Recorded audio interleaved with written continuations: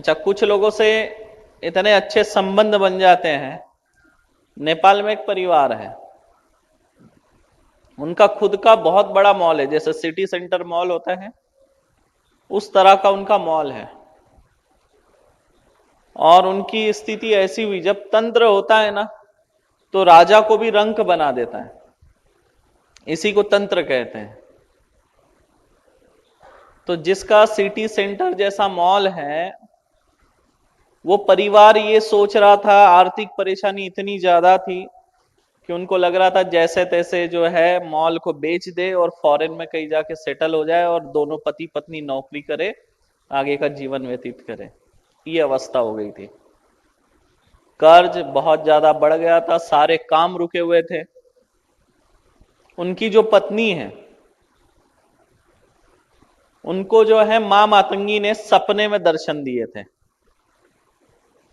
और उसने बोला, माता रानी आप कौन हैं, आपका नाम क्या है? तो उसने बताया मैं मां मातंगी हूं। इतना बोला और उनका सपना टूट गया।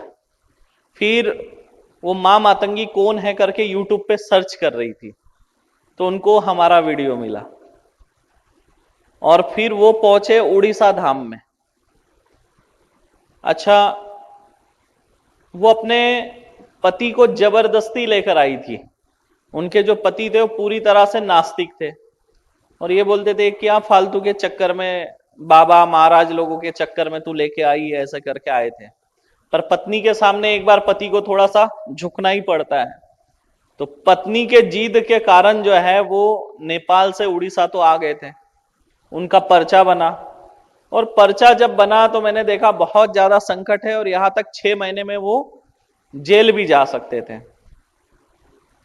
उनका पर्चा वगैरह सब बन गया। बोले गुरुजी ऐसी स्थिति बन रही है जेल जाने जैसी। वो खुद ही बोले पर्चे में जो बात है वो सही है। फिर उनके पत्नी का काट हुआ। मैं बोला ऐसा नहीं, आप अपना भी कर लो। अगर आप अपना तंत्र काट नहीं करेंगे तो आप परेशानी में आएंगे आगे चल के, और तब तक ये चीजें सुधरेगी नहीं। तो आज उसी से मेरी बात हो रही थी वीडियो कॉल पर।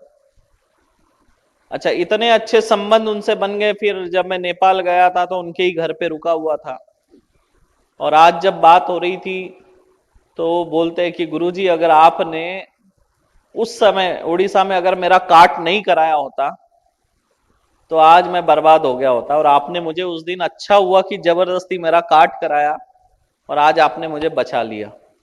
आज मैं सुखी हूं, मेरा परिवार सुखी है, जो कुछ भी हो रहा है जीवन में सब आपकी वजह से हो रहा है। अगर उस दिन आपने फोर्सफुल्ली अगर वो काट नहीं कराया होता मुझसे तो पता नहीं मेरा जीवन क्या होता। तो ऐसी चीजें रहती है।